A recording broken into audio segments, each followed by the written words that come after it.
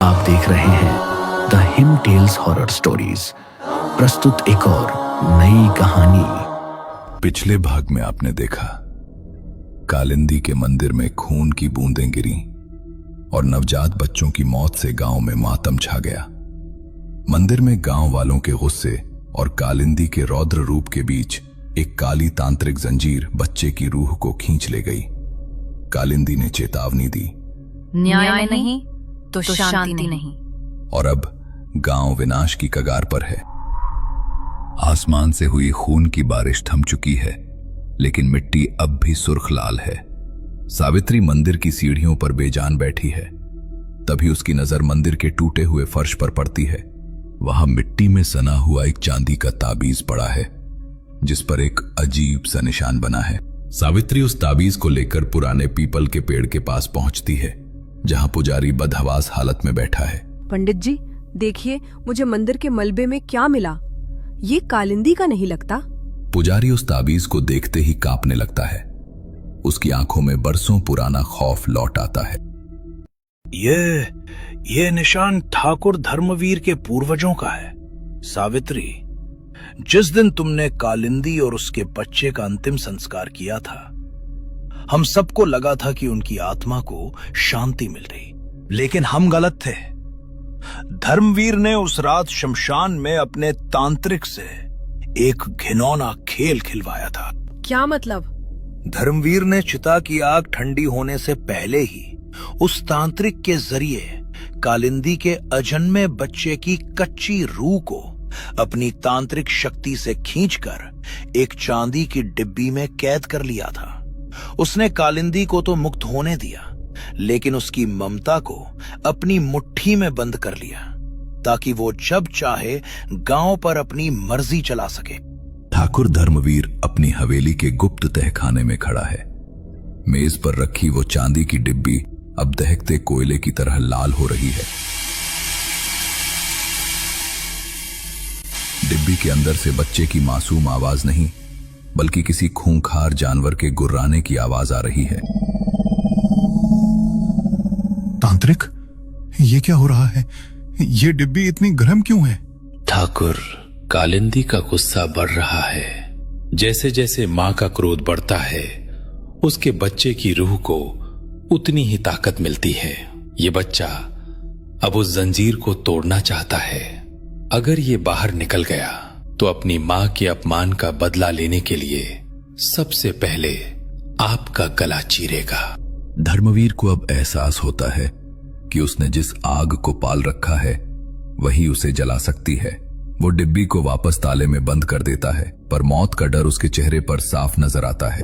महाराज, मंदिर के पास सावित्री और पुजारी बातें कर रहे हैं। सावित्री के हाथ में वही ताबीज है। वो ताबीज? अगर सावित्री को सच पता चल गया तो मेरी खैर नहीं। उस पुजारी को उठा लो। अगर उसने मुंह खोला तो गांव वाले मुझे जिंदा जला देंगे। धर्मवीर के लठैत आते हैं और पुजारी को जबरन खींचकर हवेली की काल कोठरी में डाल देते हैं। सावित्री उन्हें रोकने की कोशिश करती है, पर उसे बेरहमी से धक्का दे दिया जाता है। अगर तूने मुंह खोला तो तेरा हाल भी उस दूसरे पुजारी जैसा होगा जिसका हमने कत्ल किया था। सावित्री हार नहीं मानती। वो पुजारी को बचाने का रास्ता ढूंढ रही है। तभी उसे जंगल की ओर से वही बांसुरी की धुन सुनाई देती है जो उसे सम्मोहित कर रही है। वो बिना सोचे समझे जंगल की ओर भागती है। जंगल घना और डरावना है। सावित्री को महसूस होता है कि कोई उसका पीछा कर रहा है। धर्मवीर का एक जासूस पेड़ों के पीछे छिपकर सावित्री की हर हरकत पर नजर रख रहा है। वो एक संकेत देता है, जिससे हवेली में बैठे धर्मवीर को पता चल जाता है कि सावित्री उस प्रतिबंधित गुफा की ओर जा रही है जहां अग्नि यज्ञ हो रहा है। सावित्री उस गुफा तक पहुंच गई है। अगर वो उस अजनबी से मिल गई तो मेरा अंत निश्चित है। अपनी काली जंजीरों का इस्तेमाल करो और उसे वहीं खत्म कर दो। सावित्री गुफा के अंदर कदम रखती है। सामने एक विशाल अग्निकुंड जल रहा है। धुएं के बीच एक लंबा गठीला इंसान बैठा है। उसके बाल बिखरे हुए हैं और शरीर पर भस्म लगी है। वो अपनी पीठ फेर कर बैठा है और बांसुरी बजा रहा है। कौन हो तुम? क्यों इस गांव की शांति भंग कर रहे हो? क्या तुम धर्मवीर के साथ मिले हुए हो? धर्मवीर? वो तुच्छ प्राणी सावित्री जो पाप का घड़ा भर चुका है, उसे फोड़ने के लिए किसी के साथ मिलने की जरूरत नहीं होती। इस गांव ने मुझसे मेरी दुनिया छीनी थी, अब मैं उनकी दुनिया छीन रहा हूं। तुम कालिंदी को जानते हो? जानता था, मैं उसे अपनी हर सांस में महसूस करता हूं, पर तुम जिसे न्याय कहती हो वो सिर्फ एक मंदिर है। असली न्याय तो तब होगा जब इस गांव की मिट्टी में रहने वाला आखिरी इंसान भी कालिंदी की तरह तड़प तड़प कर मरेगा। तभी गुफा की छत से वही काली तांत्रिक जंजीर नीचे गिरती है और सावित्री के गले को जकड़ने की कोशिश करती है। जैसे ही जंजीर सावित्री के करीब पहुंचती है, गुफा की दीवार से कालिंदी की रूह प्रकट होती है। कालिंदी की एक भयानक चीख से यज्ञ की आग भड़कती है और उस जंजीर को पल भर में राख कर देती है। अजनबी पहली बार सावित्री की ओर मुड़ता है। उसकी आंखों में एक अजीब सी चमक है। उसे एहसास होता है कि कालिंदी अभी भी सावित्री के लिए लड़ रही है। सावित्री गुफा से भागकर वापस गांव पहुंचती है। गांव के चौराहे पर धर्मवीर ने पंचायत बुलाई है। ठाकुर धर्मवीर ऊंचे आसन पर बैठा है। ठाकुर, पुजारी जी कहाँ है? उन्हें छोड़ दीजिए, वरना मैं गांव वालों को आपका वो ताबीज दिखा दूंगी जो मंदिर में मिला था। सावित्री, पुजारी जी की फिक्र मत करो, वो अपने पापों का प्रायश्चित कर रहे हैं। और जहां तक ताबीज की बात है, इस गांव में मेरी बात ही कानून है। तुम जिस कालिंदी की रक्षक बनी फिरती हो, देखो उसी की वजह से गांव शमशान बन रहा है। ठाकुर सरेआम सावित्री को झूठा साबित करने की कोशिश करता है। गांव वाले असमंजस में हैं, किसे सच माने। धर्मवीर अपनी हवेली के अंदर जाता है। वो घबराया हुआ है। उसका तांत्रिक खिड़की से जंगल की ओर उठ रहे धुएं को देख रहा है। वो जंगल की आग, वो यज्ञ मुझे बेचैन कर रहा है। हमें उस यज्ञ को रोकना होगा, इससे पहले कि सावित्री उस तक दोबारा पहुंचे। धर्मवीर को अब डर है कि अगर सावित्री और वह अजनबी मिल गए तो उसका बरसों पुराना राज खुल जाएगा। सावित्री चुपके से हवेली के पीछे काल कोठरी की खिड़की तक पहुंचती है। पुजारी वहां जंजीरों में बंधा है। सावित्री, यहां से जाओ। उस जंगल की गुफा में जो बैठा है वो कोई अजनबी नहीं, उसके पास जाओ। वही धर्मवीर के इस माया जाल को काट सकता है। वो कालिंदी का अतीत है। सावित्री हैरान होती है। पुजारी उसे एक पुरानी जली हुई तस्वीर थमाता है जो उसने धर्मवीर के दराज से चुराई थी। सावित्री फोटो देखती है। वह देवांश है। सावित्री को एहसास होता है कि जिस इंसान को गांव ने सालों पहले अपमानित कर निकाला था, वो लौट आया है। सालों पहले देवांश को गांव से बेइज्जत करके निकाला गया था। कालिंदी अकेली रह गई थी। गांव वालों को लगा था कि देवांश जंगल के जानवरों का शिकार हो गया या भूख से मर गया, लेकिन हकीकत में देवांश को मरा हुआ समझकर नाले में फेंकने वाले ठाकुर धर्मवीर के ही आदमी थे। ठाकुर ने तब सोचा था कि देवांश के हटने के बाद कालिंदी उसकी हो जाएगी, पर कालिंदी ने खुदकुशी कर ली।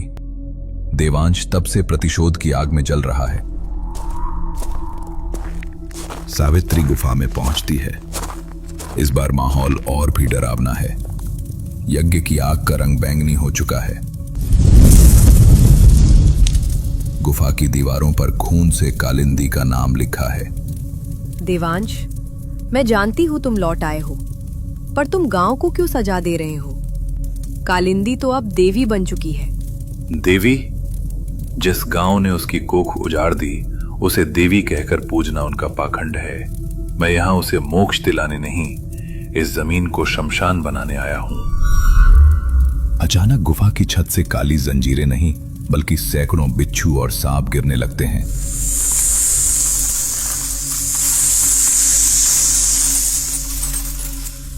ये धर्मवीर के तांत्रिक का दूर से किया गया जादू है। गुफा की आग बुझने लगती है। देवांश अपनी बांसुरी को मरोड़ता है और उसमें से एक खंजर निकलता है। वो अपनी हथेली काटता है और खून की आहुति यज्ञ में देता है। धर्मवीर, तेरी नीचता आज भी वैसी ही है। अचानक कालिंदी की एक भयानक रूहानी चीख गूंजती है और सारे सांप भस्म हो जाते हैं।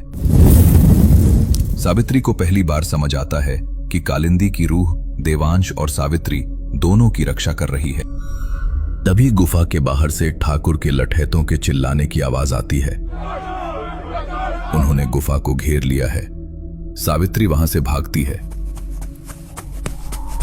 हवेली के अंदर धर्मवीर अपने तांत्रिक के साथ मिलकर उस डिब्बी की रूह को और भड़काता है। जा, इस गांव के उन घरों में जा जिन्होंने कालिंदी का साथ दिया था, उनके चिरागों को बुझा दे। वो रूहानी बच्चा जो अब एक डरावनी काली परछाई बन चुका है, गांव की गलियों में रेंगता हुआ निकलता है। जहां जहां से वह गुजरता है वहां के पौधे सूख जाते हैं और पालतू जानवर मर जाते हैं। गांव के चौराहे पर कोहराम मचा है। देखो गांव वालों, कालिंदी अब तुम्हारी रक्षक नहीं रही, वो तुम्हारे बच्चों की बलि ले रही है। गांव वाले जो डर और अज्ञानता में डूबे हैं, कालिंदी की मूर्ति को पत्थर मारने लगते हैं। डायन कालिंदी, अपना श्राप वापस ले। हवेली की काल कोठरी में सावित्री चुपके से दोबारा पहुंचती है। पंडित जंजीरों में जकड़ा हुआ है, लेकिन उसकी आंखों में डर से ज्यादा ग्लानि है। सावित्री, सिर्फ धर्मवीर ही गुनहगार नहीं है, मैं भी हूं। जब सालों पहले उसने कालिंदी के साथ क्रूरता की तो मैं सब जानता था। उसने मुझे और मेरे परिवार को मारने की धमकी दी थी और मैं कायरों की तरह चुप रहा। मैंने अपने स्वार्थ के लिए एक मासूम मां और उसके बच्चे की बलि चढ़ने दी। आज जो गांव जल रहा है उसका जिम्मेदार मेरा मौन भी है। सावित्री, उस रक्त पंचांग के बिना धर्मवीर को कोई नहीं हरा सकता। उसी में उस मासूम बच्चे की मुक्ति और धर्मवीर के अंत का मार्ग छिपा है। मेरी जान भी चली जाए तो गम नहीं, बस ये पाप खत्म होना चाहिए। सावित्री का माथा ठनका। उसके मन में एक भयानक युद्ध चल रहा था। क्या देवांश हमारी मदद करेगा? क्या मुझे उस इंसान के पास जाना चाहिए जो पूरे गांव की तबाही चाहता है? एक तरफ धर्मवीर का काला तंत्र है और दूसरी तरफ देवांश की प्रतिशोध की ज्वाला। हम बीच में पिस रहे हैं। जाओ सावित्री, इससे पहले कि बहुत देर हो जाए। सावित्री जैसे ही कोठरी की खिड़की से बाहर निकलने की कोशिश करती है, दरवाजे पर भारी जूतों की आवाज आती है। सामने धर्मवीर खड़ा था, हाथ में जलती हुई मशाल लिए। तो अब चोरों की तरह भागेंगी? आइए, आपको बाहर का नजारा दिखाते हैं। धर्मवीर के आदमी सावित्री को घसीटते हुए हवेली के ऊंचे चबूतरे पर ले आते हैं, जहां से पूरा गांव और दूर की पहाड़ियां साफ दिख रही हैं। आसमान का रंग सुर्ख लाल हो गया और आग के दहकते गोले गांव पर गिरने लगे। देख रही हो सावित्री, जिसे तुम रक्षक समझकर जंगल में ढूंढ रही थी, देखो उसने क्या हाल किया है तुम्हारे गांव का। सावित्री सन्न रह गई। उसे समझ नहीं आया कि धर्मवीर को कैसे पता कि वो देवांश से मिलकर आई है। तभी उसे याद आया कि धर्मवीर का जासूस जंगल में उसके पीछे था। धर्मवीर अब गांव वालों की ओर मुड़ा। देखो भाइयों, ये सावित्री उसी खूनी तांत्रिक से मिली हुई है। एक तरफ कालिंदी हमें मार रही है और दूसरी तरफ उसका ये प्रेमी गांव जला रहा है। सावित्री ने देखा कि चौराहे पर खड़ी भीड़ अब उसकी ओर नफरत से देख रही थी। वहीं दूसरी ओर धर्मवीर की वह काली परछाई अंधेरे का फायदा उठाकर धीरे धीरे मासूमों की तरफ बढ़ रही थी। ये देवांश नहीं है जो मार रहा है ठाकुर, ये तुम्हारी नफरत है और मैं इसे रोक कर रहूंगी। सावित्री जलते हुए अंगारों, और गिरते हुए मलबे के बीच से भागती है। उसे देवांश को रोकना होगा और उस रक्त पंचांग तक पहुंचना होगा। अग्निवर्षा शुरू हो चुकी है। धर्मवीर का षड्यंत्र अब सावित्री को ही गांव का दुश्मन बना चुका है। क्या सावित्री इस प्रलय को रोक पाएगी, या कालिंदी का गांव आज इतिहास के पन्नों में हमेशा के लिए दफन हो जाएगा?